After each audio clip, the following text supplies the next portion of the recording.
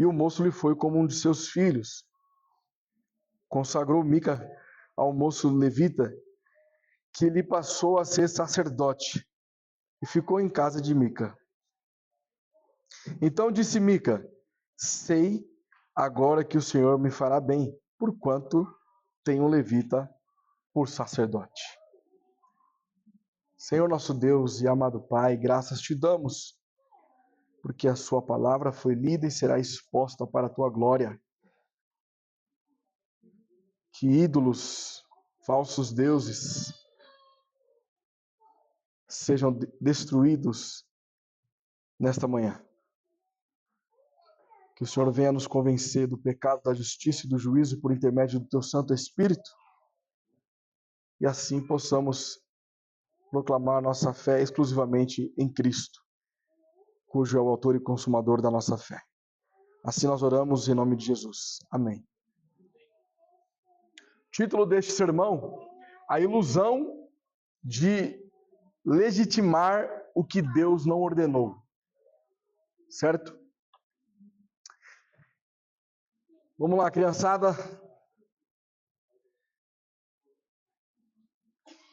Diz pra mim aí, qual de vocês gostam de jogar videogame?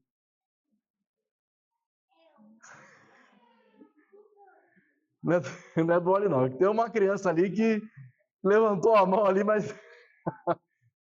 Vamos lá. Foi pro Abner essa... Pensei que era a Nini que gostava de jogar. Vai saber. A minha mãe gostava também de jogar videogame. Às vezes não deixava nem eu jogar, para ela poder jogar. Imagina então, Moisés, que você está jogando exatamente o jogo que você mais gosta. Certo? Você quer passar de fase, completar a missão. E aí, o Otávio chega lá no seu quarto. Rapaz, mas que bagunça é essa, menino? Os brinquedos jogados no chão, aquela bagunça toda, roupa espalhada por cima da cama. E aí, então, o Otávio diz para você, olha, você vai ter que arrumar essa bagunça agora. E aí, o Moisés, ele pensa, né? Eu preciso completar a missão. É muito importante para mim, eu preciso passar de fase. Mas, se eu decidir por completar a fase, quem ficará incompleto será eu, porque eu serei corrigido. E aí, então, olha só a ideia que o Moisés tem, olha. O Moisés decide pegar, então, o brinquedo que ele mais gosta lá no chão, e ele põe em cima da cama. Pronto. Já separei o brinquedo que eu mais gosto, está aqui em cima da cama. O quarto está ok agora, meu pai não vai mais brigar comigo. Vou continuar aqui jogando meu videogame. A grande pergunta é, o quarto está arrumado?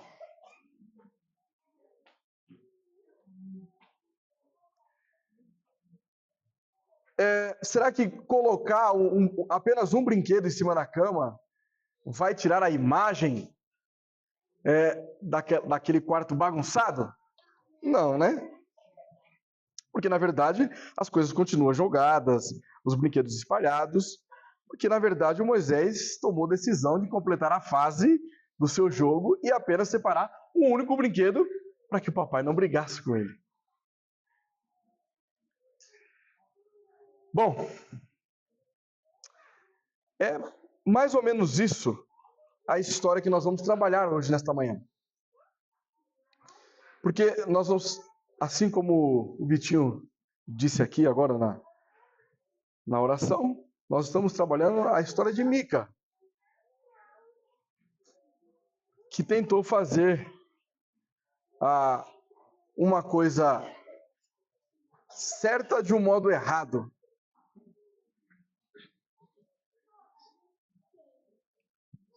acreditando que as coisas poderiam ficar tudo bem,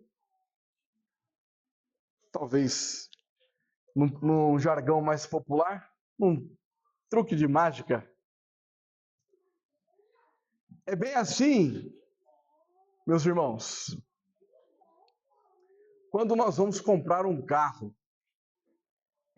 imagina lá, Vitinho, você vai lá comprar um carro, vai trocar, vai vender o poçante, vai comprar um carrão novo agora. E aí, o carro está com preço muito abaixo da tabela FIPE. E aí você começa a investigar e você descobre que o carro, na verdade, ele é um carro roubado. Ou seja, a sua placa está clonada, o chassi adulterado. Mas, mesmo assim, você decide comprar este carro. Por quê? Porque você é amigo do Rubem, que tem os contatos lá na polícia e tal, e pode ajudar você numa situação aí. Vou contratar um Rubão para ficar aqui agora de segurança para mim. Ó. Vou andar com ele para cima e para baixo. Se caso a gente for parar numa blitz aí. Só que a presença do Rubem, ela vai anular o fato de que o carro é roubado? Vai embora, vai preso os dois, né?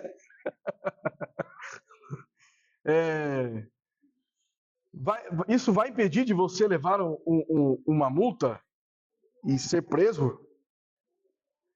Isso faz o carro deixar de ser roubado?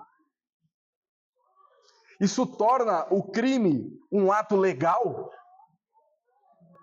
De jeito nenhum. Muitas pessoas tentam fazer isso na vida espiritual.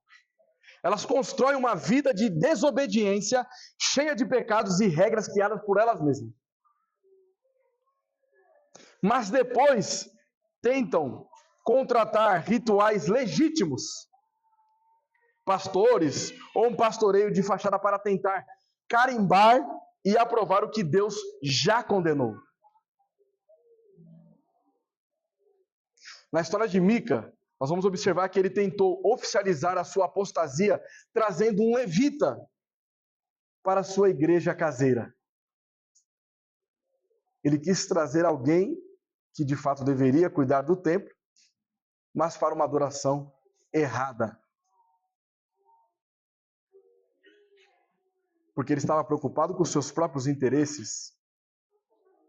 Ele queria completar a fase, passar de nível. Ele quis ludibriar o sistema comprando um carro roubado.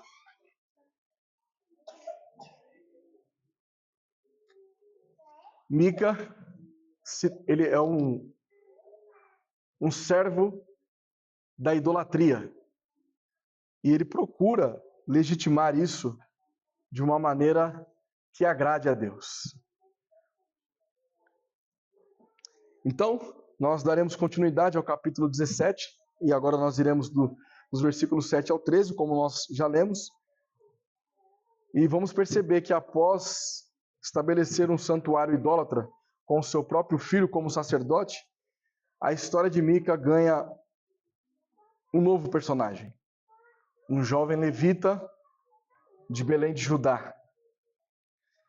E o texto sagrado expõe o que acontece quando tentamos usar as coisas de Deus para legitimar nossos próprios pecados. E aí então, nós temos como palavra-chave a palavra profanação. Ok, Oliver? Profanação. As crianças vão pesquisar com os papais o significado dessa palavra profanação. E a nossa afirmação teológica: a contratação de um ministro legítimo para atuar em um culto ilegítimo não anula o pecado, apenas aprofunda a ilusão de que podemos colocar Deus sob nossa folha de pagamento. Vamos novamente? A contratação de um ministro legítimo para atuar em um culto ilegítimo não anula o pecado, apenas aprofunda a ilusão de que podemos colocar Deus sob nossa folha de pagamento. Então, nós temos como título a ilusão de legitimar o que Deus não ordenou. E agora nós precisamos, então, entender o que ocorre quando tentamos legitimar o que Deus não ordenou. E para responder essa pergunta, nós vamos trabalhar em 5 pontos, ok? E o primeiro destes pontos é: quando tentamos legitimar o que Deus não ordenou, nós transformamos o ministério sagrado em um balcão de negócios. Versículos 7 e 8. Havia um moço de Belém de Judá, da tribo de Judá, que era levita e se demorava ali. Esse homem partiu da cidade de Belém de Judá para ficar onde melhor lhe parecesse.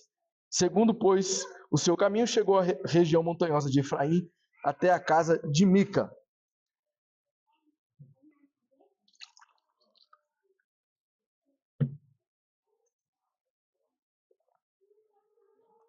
O texto nos apresenta, queridos, um jovem levita de Belém de Judá. E ele, como levita, deveria estar servindo onde? No tabernáculo central, não é verdade? Ou ensinando a lei nas cidades designadas, porque era assim que os levitas faziam. Ou eles estavam no templo, no tabernáculo, ou eles estavam ensinando as pessoas, as crianças, os jovens, os idosos, a lei de Moisés. No entanto, o texto diz que ele andava como? Errante.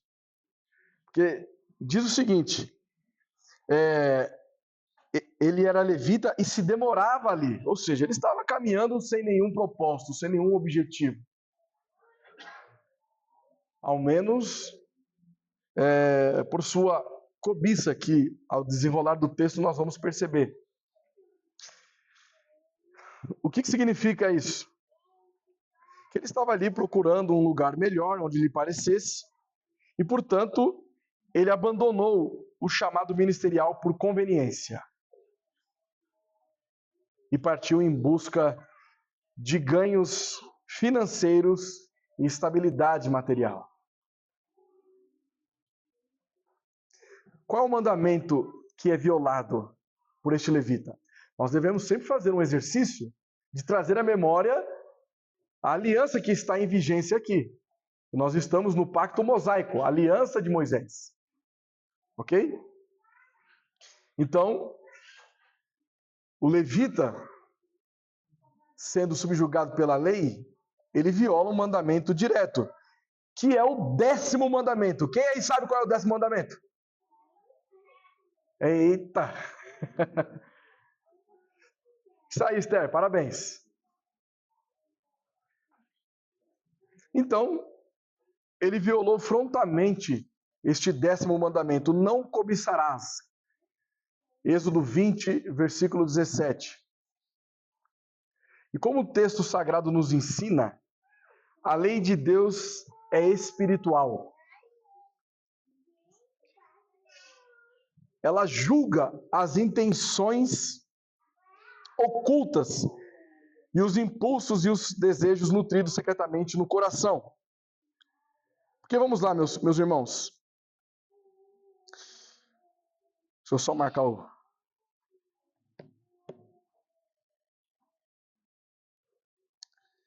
Porque nós temos 10 mandamentos. O primeiro mandamento: não terás outros deuses diante de mim. Não farás para ti imagem de escultura. Não tomarás o nome do Senhor teu Deus em vão. Lembra-te do dia de sábado para o santificar, que é o Shabat cristão, o dia do Senhor, o domingo para nós. Honra a teu pai e tua mãe. Não matarás, não adulterarás, não furtarás, não dirás falso testemunho contra o teu próximo. E por fim, não cobiçarás. Qual é o pulo que nós precisamos levar em consideração aqui? Porque do primeiro ao 9º mandamento é objetivo. Qualquer pessoa pode julgar você se você estiver adorando um outro Deus. Qualquer pessoa pode julgar você se você fizer alguma imagem de escultura ou se você profana o nome do Senhor. Se você fala o nome do Senhor em vão. Se você transgride o dia do Senhor. Se você age com negligência no dia do Senhor. Se você desonra os seus pais. Se você mata alguém no sentido literal ou até mesmo nas aplicações que isso se desenrola. Se você adulterar ou se você furtar alguém, ou se você estiver mentindo, dizendo um falso testemunho. São mandamentos objetivos. Mas o 10º mandamento é subjetivo. É foro íntimo. Porque ele diz, não cobiçarás. Aqui, meus irmãos, neste mandamento, todas as barreiras caem por terra. Os seus maiores esconderijos são jogados por terra. Porque aqui é foro íntimo, somente Deus consegue julgar isso. Nós sabemos que neste mundo, tribunais são corrompidos, juízes são corrompidos, advogados, promotores. Mas quem pode subornar e corromper o tribunal de Deus? Então, aquele pecado que você acha que ninguém viu, que seu pai não viu, que sua mãe não viu, que seu irmão não viu, que o pastor não viu, que sua esposa não viu, Deus viu. Ele sabe de todas as coisas.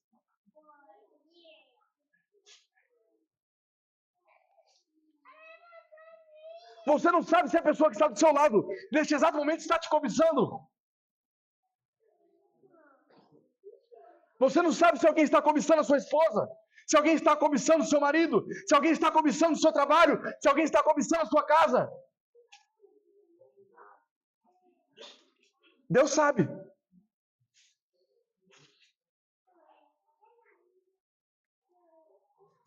E é por isso que o apóstolo Paulo ele entra em conflito quando ele chega nesse entendimento. Quem me livrará do castigo da morte? Quando ele começa a pensar na lei mosaica, ele fala, e agora? Quem pode me livrar da condenação? Só que ele não fica sem esperança. Rapidamente a revelação até ele. Eu dou graças a Deus por Jesus Cristo, porque ele me livrará da condenação e do castigo da morte.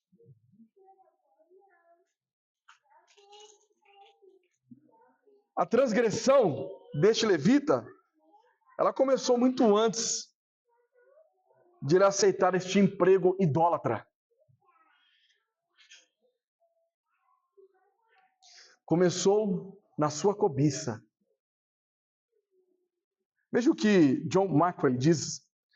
Ele define a cobiça como o desejo intenso de possuir de forma errada algo que pertence a outrem, ou um lugar, status que não lhe foi reservado por Deus. Ainda comentando, Martinho Lutero ele diz o seguinte, ele nos alerta que este mandamento ele não se destina apenas àqueles que o mundo considera vis ou patifes, mas precisamente aos que desejam ser elogiados como honestos, religiosos e virtuosos.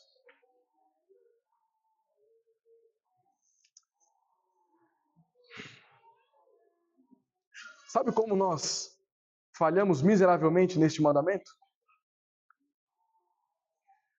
Quando, por exemplo, ninguém sabe disso. Somente Deus sabe. E são os piores pensamentos. É pesado, mas é exatamente assim. Quando você é casado, você não está contente com sua esposa. Aí você veste uma roupa de piedade, de santidade, dizendo que você nunca traiu sua esposa. Mas no seu pensamento está o seguinte: meu, o Jorjão, careca, ele tem uma esposa bela. Por que eu não? Ninguém sabe isso.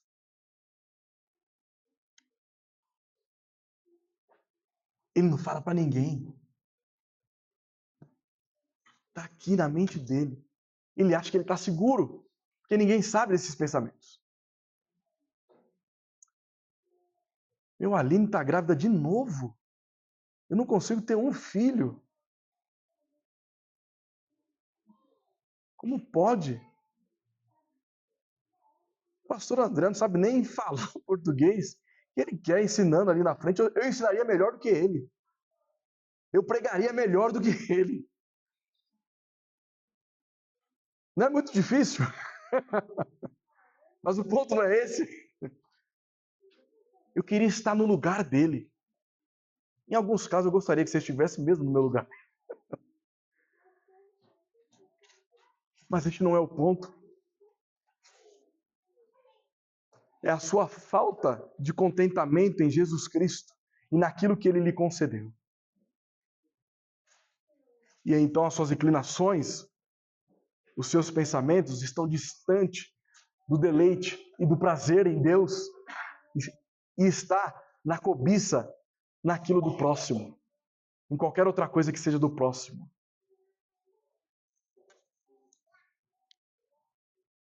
Às vezes as pessoas podem cobiçar o seu trabalho. Ah, se eu tivesse no lugar do Otávio, minha vida estava bem melhor.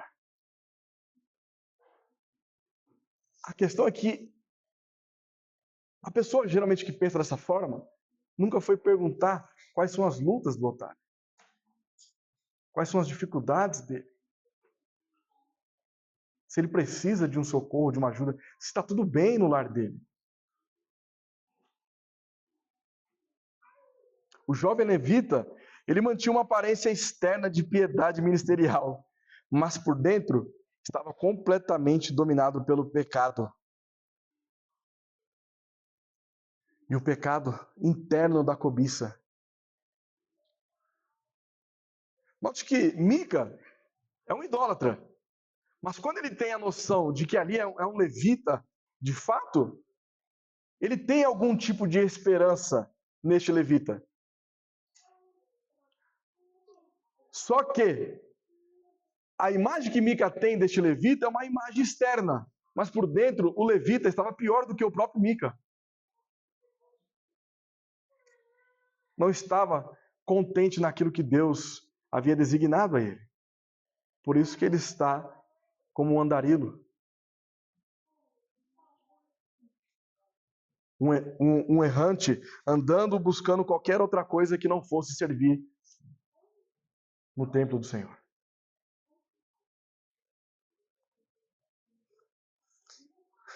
Além disso, o 10º mandamento nos desilude da falsa noção de que podemos guardar a lei perfeitamente, provando que todos, inclusive os ministros, precisam desesperadamente de um Salvador.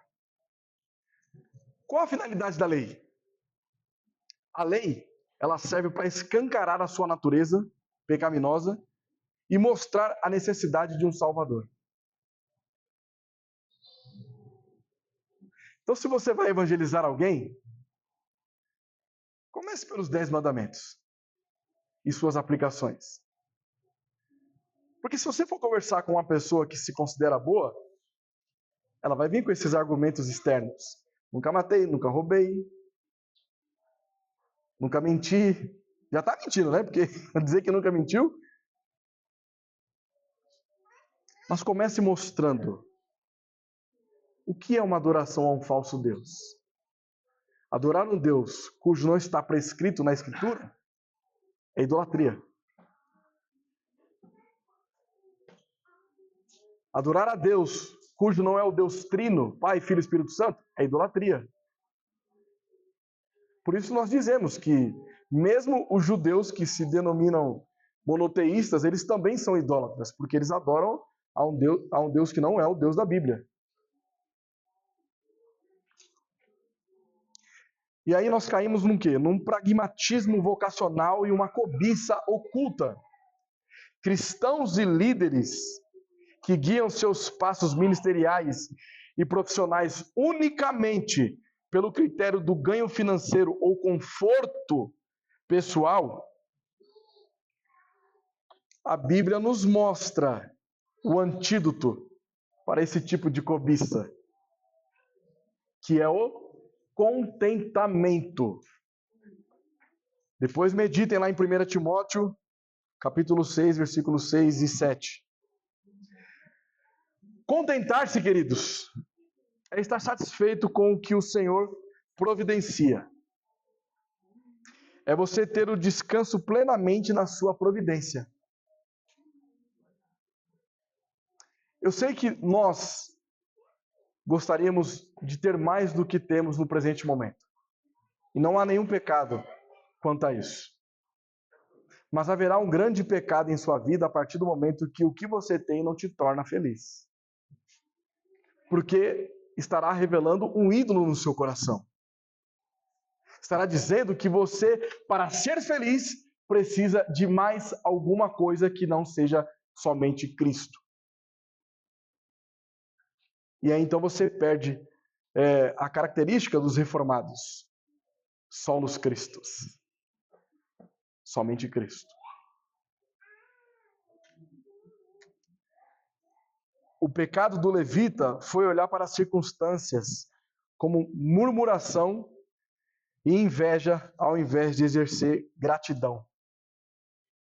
Ou seja, ele não estava contente com o que lhe foi designado e muito menos descansava na providência de Deus. Depois também leiam Hebreus capítulo 13, versículo 5. E aí o que acontece com as pessoas que vivem nessa forma? Elas misturam ali ou ficam como se fosse uma espécie de adversário, né? A espiritualidade de balcão versus o cultivo do contentamento.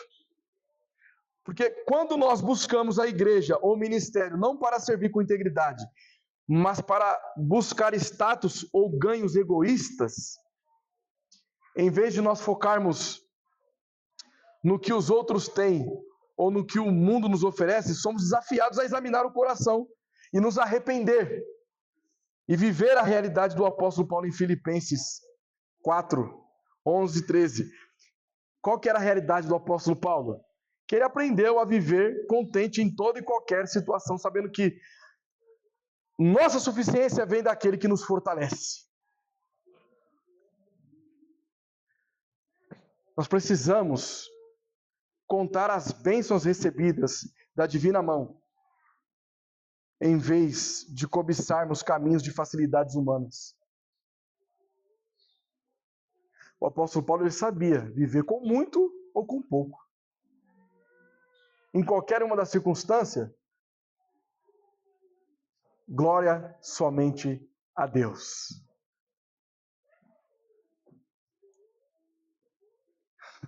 Nosso segundo ponto, respondendo a nossa pergunta, o que ocorre quando tentamos legitimar o que Deus não ordenou? Segundo ponto, queridos, nós oferecemos uma liderança sob medida para camuflar pecados alheios. Ok? Versículos 9 a 10.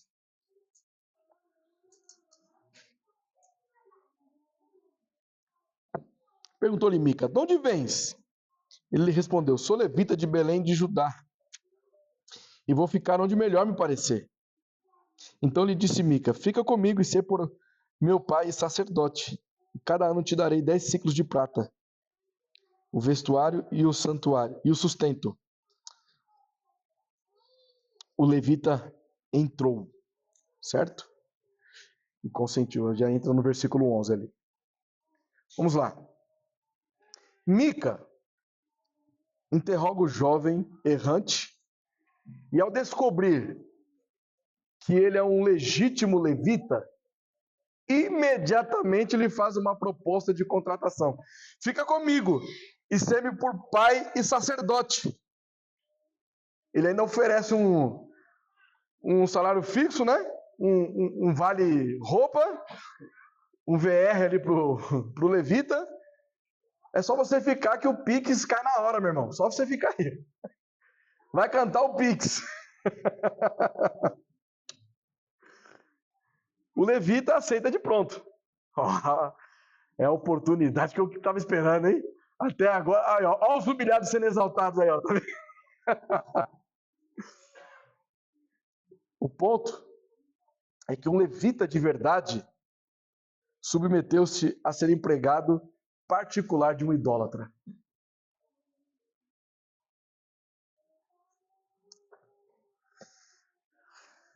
O levita tornou-se cúmplice da quebra do segundo mandamento que Mica estava cometendo. Qual é o segundo mandamento? O segundo mandamento é: não farás para ti imagem de escultura, nem alguma semelhança do que há em cima nos céus, nem embaixo da terra, nem das águas debaixo da terra. Não te curvarás a elas, nem as servirás, porque eu, o Senhor teu Deus, sou Deus zeloso, que visita a iniquidade dos pais nos filhos até a terceira e quarta geração daqueles que me odeiam, e faço misericórdia a milhares dos que me amam e aos que guardam os meus mandamentos. Ou seja, Mica estava vendendo o levita estava vendendo a sua autoridade bíblica em troca de previdência social e conforto físico. Estava preocupado mais com o Bolsa Família.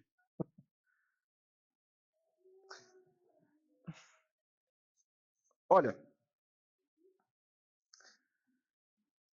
pensemos aqui então nos pastores amestrados. Aqui existe um perigo de buscar líderes espirituais que funcionam como conselheiros de aluguel. Pessoas que são contratadas através de dízimos ou amizades influentes, para que nunca confrontem nossa ganância, nossos adultérios ou nossa soberba, agindo como cúmplices do nosso erro.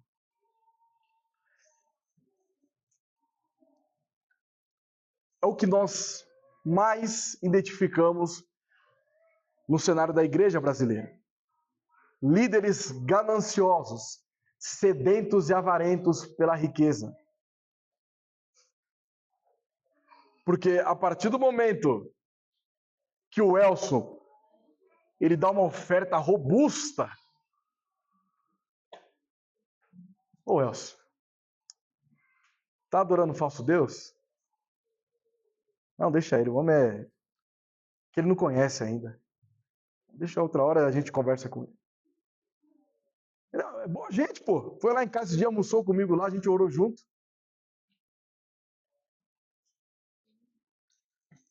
São aquelas pessoas, então, que ficam nos seus pecados de estimação, protegidos por lobos.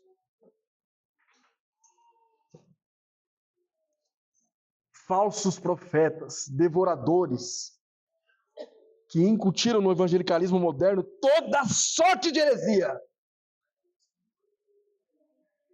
corrompendo e subornando o evangelho de Cristo, sufocando a graça de Deus, em troca de moedas. São inimigos da cruz de Cristo. Desliguem a TV, não assistem esses lobos, denunciem esses falsos profetas.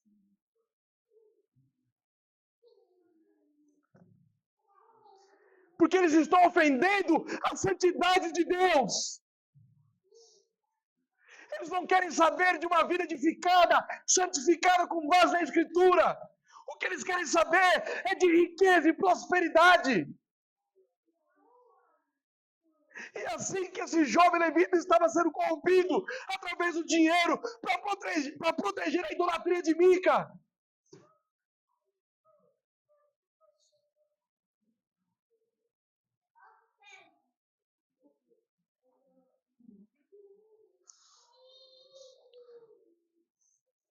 Que na Igreja Batista Herança Reformada do Tatuapé, vocês já estão calejados de saber. Mas vocês que nos acompanham pela internet, que nos visita pela primeira vez, nós não queremos o seu dízimo e suas ofertas.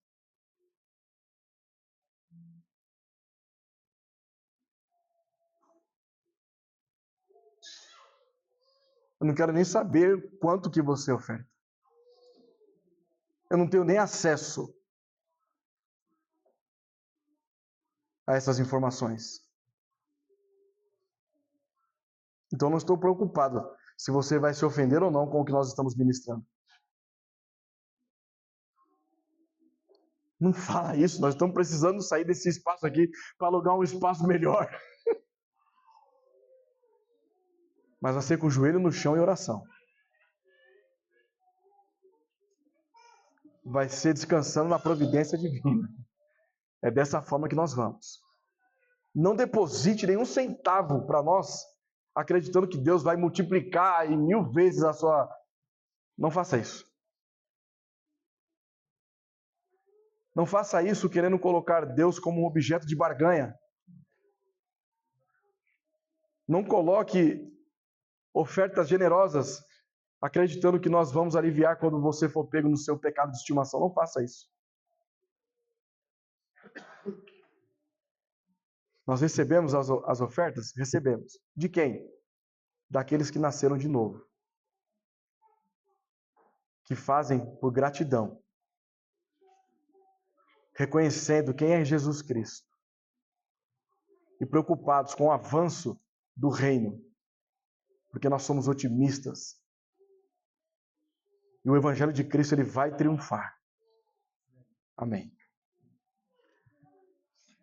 Por isso, queridos, todas as vezes em que nós procuramos legitimar o que Deus não ordenou, nosso terceiro ponto, nós redefinimos os papéis espirituais para satisfazer carências emocionais. Ainda no versículo 10 e 11 agora. Vamos lá. Então lhe disse Mica, fica comigo e sê por pai e sacerdote, e cada ano te darei 10 ciclos de prata, o vestuário e o sustento. O levita entrou e consentiu em ficar com aquele homem. Reparem, e o moço lhe foi como um de seus filhos. Interessante isso aqui. Vamos lá. Mica pede que o jovem seja seu pai, no versículo 10. E no 11, o versículo revela que o levita consentiu em ficar com o homem, e o jovem lhe foi como um de seus filhos. Há uma inversão e uma confusão de papéis total aqui, né? O líder espiritual torna-se um dependente doméstico. Um menino de recados adotados pela conveniência daquela família.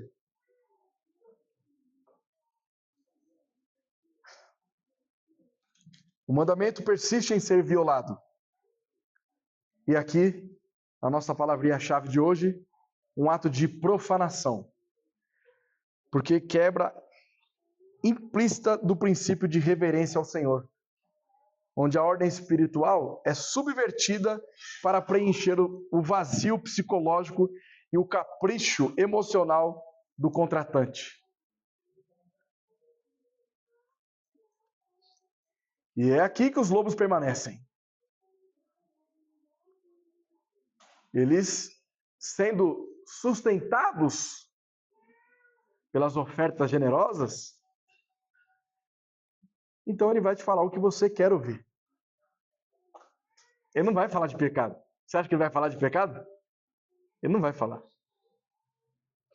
Ele pode até falar de pecado do outro, da outra igreja. Daqui não. Deixa eu contar uma história real.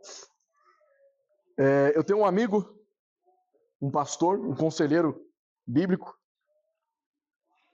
um homem extremamente piedoso. Muitos de vocês o conhecem, portanto eu vou omitir o nome dele aqui. Ele pastoreia uma igreja um tanto pequena, médio porte. Talvez a nossa seja até maior do que lá. Mas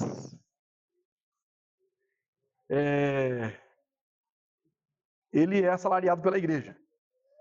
É um contexto diferente do nosso. E boa parte do que entra para os cofres da igreja pertencia a uma única família.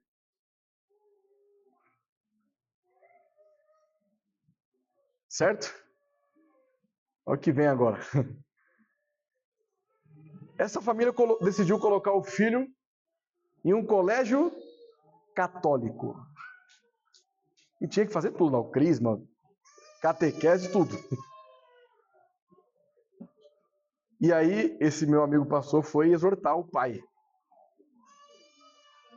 Nós não aceitamos isso. Expôs as escrituras, chamou essa família ao arrependimento. E aí, então, a família ameaçou de deixar a igreja local. Como o seguinte, né? Olha, vai sair. E ele se manteve firme. Vocês estão em pecado e rebelião contra Deus. E agindo dessa forma, vocês estão se rebelando como ímpios. Chamou novamente o arrependimento, tentou tratar de todas as formas. Até que chegou um momento que ficou insustentável e a família foi embora. Ele não se importou que o salário dele iria regressar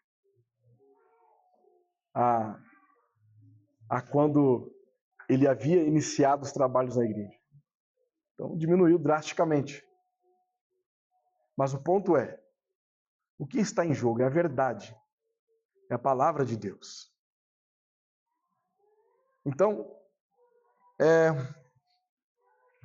quanto mais os membros daqui sabem da realidade dos vossos pastores, vocês sabem. Desde quando nós começamos até os dias presentes. Vocês sabem. E se alguém não sabe e quiser conversar comigo, eu falo abertamente no final do culto. Nós podemos conversar. Nunca a escritura deve ser negociada ou comercializada. Não fazemos isso para nosso próprio orgulho, para o nosso próprio ego, para a nossa própria glória. Se nós tivéssemos que pastorear essa igreja local para o resto da vida sem receber um centavo, assim nós faríamos.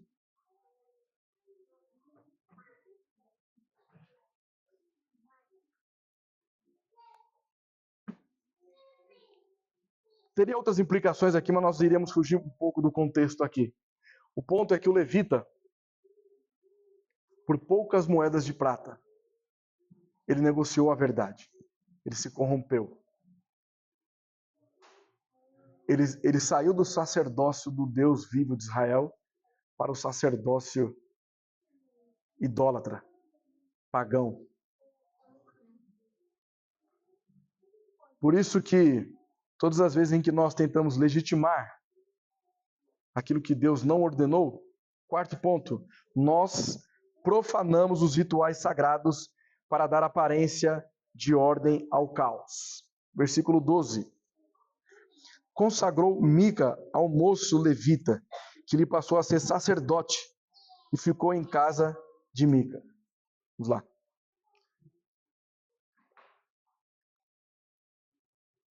Mica consagra o levita e o jovem lhe serve de sacerdote e fica em sua casa.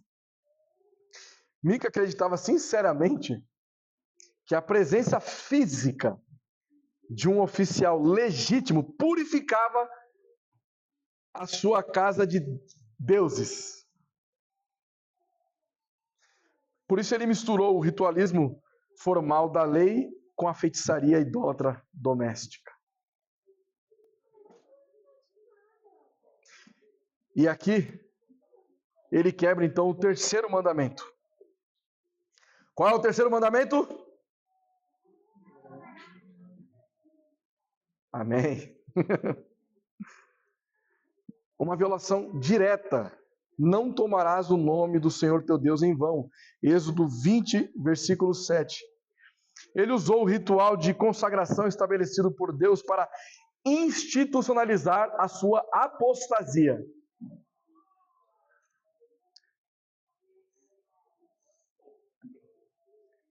Porque ele tinha uma garantia ritualística.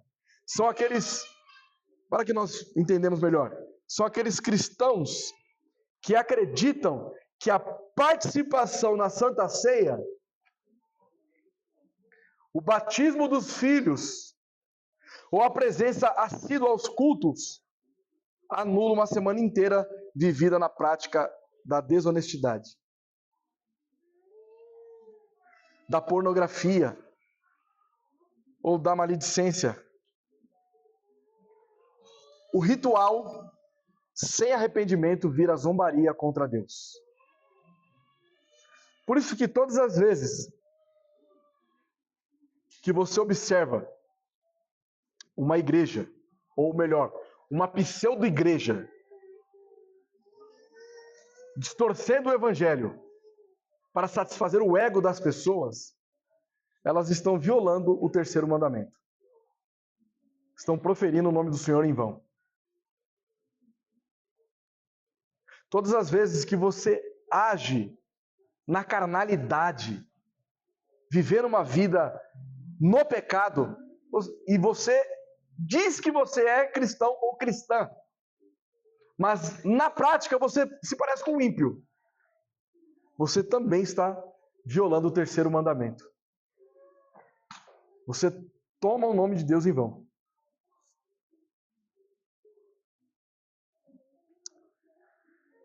E nós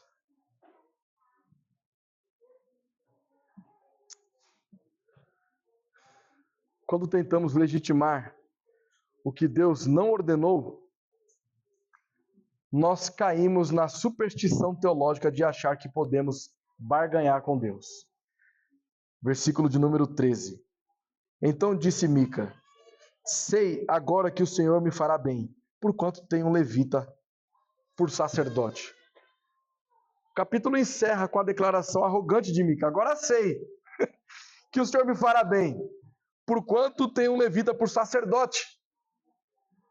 Ele está tão cego em seus pecados que ele tem um levita das trevas na casa dele e ele acredita que Deus fará bem para ele. Mica, ele reduziu o Deus soberano a uma força automática, manipulável por rituais. Ele achava que Deus estava obrigado a abençoá-lo porque ele tinha a peça litúrgica certa em sua engrenagem idólatra.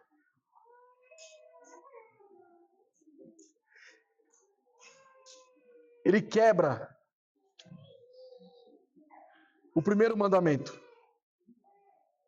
não terás outros deuses diante de mim. Êxodo 23. Porque o Deus de Mica não era o Senhor das Escrituras, mas sim um ídolo utilitário, doméstico, ou domesticado por recursos humanos, não é verdade? E aqui nós temos, de modo implícito, uma aplicação bem prática para os dias de hoje, chamada teologia da barganha.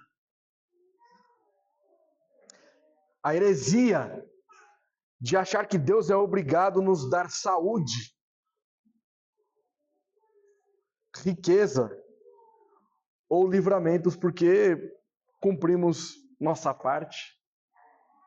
em ofertas, sacrifícios financeiros ou campanhas espirituais.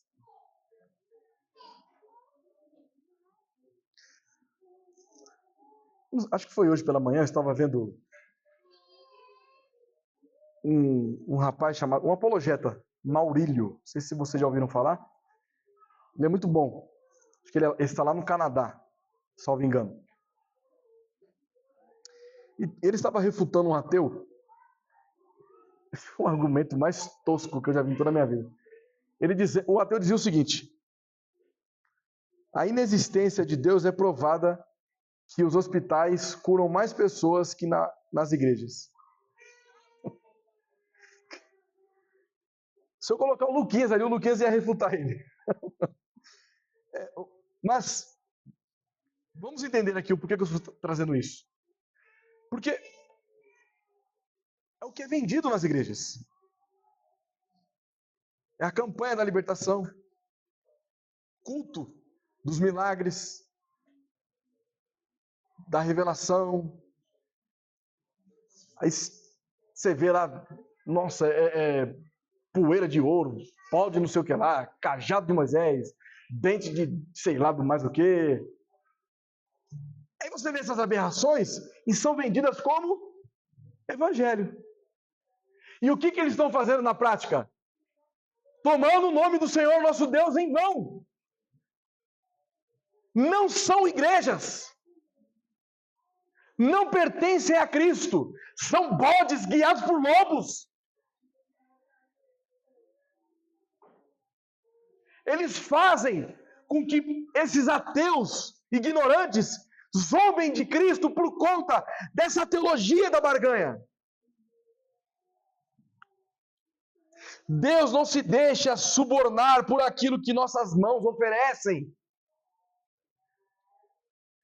Você não pode corromper a Deus por aquilo que você faz. Deus é santo. E o que nós precisamos está estabelecido na autoridade das Sagradas Escrituras. Por isso, a conclusão dessa segunda parte nos coloca diante do espelho da nossa própria religiosidade. A falsa segurança de Mica baseava-se em ter a pessoa certa no lugar errado, fazendo a coisa errada sob o pretexto de agradar a Deus. O texto nos confronta com duas graves ilusões que cometemos em nossos dias. A primeira ilusão, a ilusão da aprovação institucional. Quantas vezes achamos que nossas práticas orgulhosas e independentes estão salvas porque nosso pastor aprovou? Toda a liderança da igreja sempre fez assim. Você está falando que é errado, mas lá na igreja diz que pode. O pastor faz, o líder de jovem faz, as irmãs do ciclo de oração também fazem. Se a palavra de Deus condena, nenhuma aprovação humana na terra pode tornar a prática legítima. Pode se levantar milhares de crentes dizendo que pode fazer. Se a Escritura diz que não pode, não pode.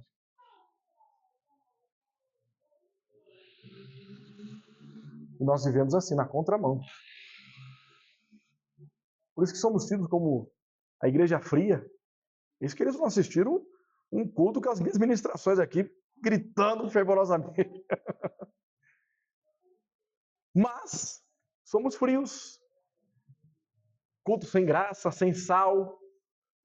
Vocês são muito chatos, vocês reformados. Glória a Deus. Você está, na verdade, nos elogiando. É muito bom ser chato para pseudo-crentes como vocês. Dessa forma. A segunda grande ilusão é a ilusão do Deus pago.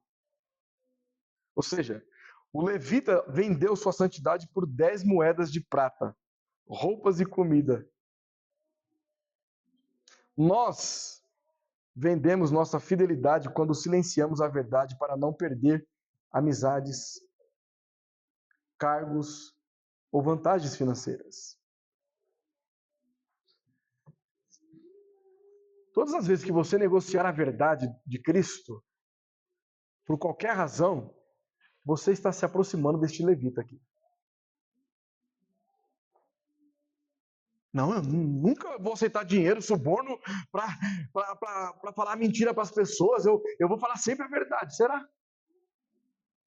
Ou você tem medo de falar e a sua mãe brigar com você? Ou seu pai? Ou seu chefe? Ou seu amigo?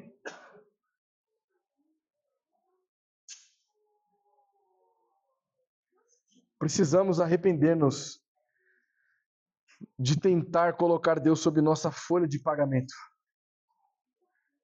e sob o nosso controle doméstico. Queridos, a verdadeira adoração não se compra e não aceita atalhos. Nós não precisamos criar atalhos para adorar a Deus. Qual a forma exata de adoração a Deus? Está prescrita nas Sagradas Escrituras.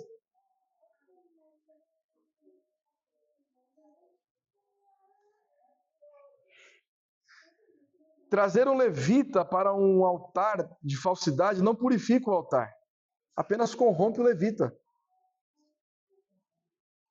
Arrepender significa esvaziar as mãos de toda falsa segurança e barganha ritualística, quebrando o orgulho de achar que podemos manipular o favor do Altíssimo com nossas aparências religiosas. Arrependimento é uma transformação, é metanoia, mudança comportamental, mudança de vida, mudança de filosofia, uma mudança de caráter, é uma transformação que vem de dentro para fora. É o seu espírito agora conectado com a pessoa de Cristo. É você viver uma novidade de vida, de as pessoas olhar para você e falar assim, olha, a Nínive está diferente. Ela não é mais aquela mesma pessoa. O que aconteceu com ela? O Mateus, nossa Mateus, você está bem diferente, cara. Que privilégio é estar do seu lado. Que agradável estar na sua presença. Você transmite paz. Você é a pessoa que eu conheço que mais se aproxima de Deus.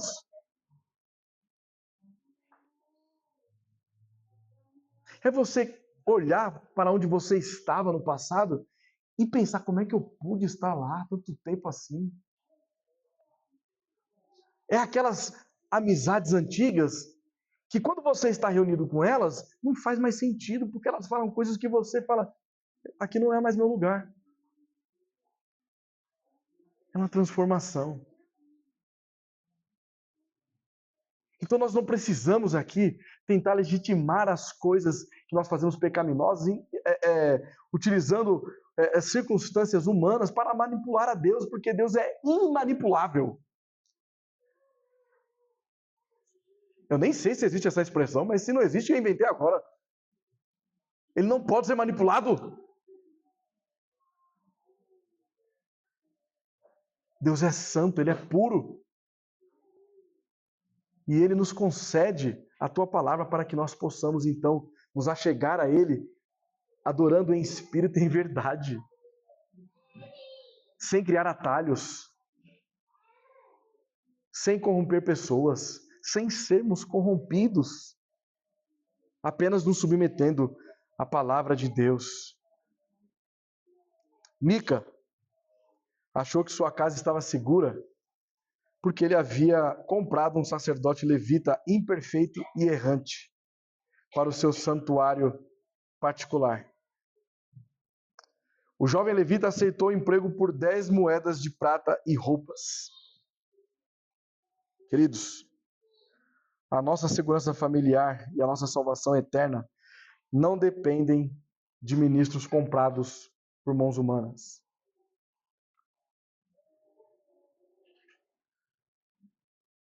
O Evangelho nos apresenta o cumprimento perfeito que Juízes 17 falhou em demonstrar. Por isso que a nossa série é o ciclo de Juízes e a esperança do Rei Perfeito. Queridos, contra o levita mercenário que se vendeu por moedas de prata e sustenta o terreno, nós fomos resgatados pelo verdadeiro sumo sacerdote, Jesus Cristo. Ele não buscou seus próprios interesses ou um lugar confortável para morar. Ele se esvaziou, assumiu a forma de servo e se entregou voluntariamente para pagar a nossa dívida. Ao invés de ele receber moedas de pratas, ele, na verdade, ele se entregou por nós e nos comprou com teu sangue precioso. Jesus não foi comprado por moedas de prata, ele foi traído por 30 moedas de prata, para que nós, escravos do pecado e da nossa própria religiosidade barata, fôssemos comprados por um preço infinitamente superior, porque o conforto de Cristo foi a cruz do Calvário, foi o espinho na sua cabeça, foi os cravos em suas mãos, foi o sangue vertido na cruz. Esse foi o conforto de Cristo para nos santificar e para nos levar a seus pés. Nós não precisamos contratar sacerdotes falidos para tentar aproximar de Deus, do nosso lar. Em Jesus Cristo, o próprio Deus habitou entre nós. Ele limpa a nossa casa, não por rituais externos ou barganhas supersticiosas, mas purificando a nossa consciência pela sua palavra viva. Queridos, abandonem as ilusões do controle religioso e submeta as suas vidas e as suas famílias ao único e eterno sacerdote, Jesus Cristo. Amém.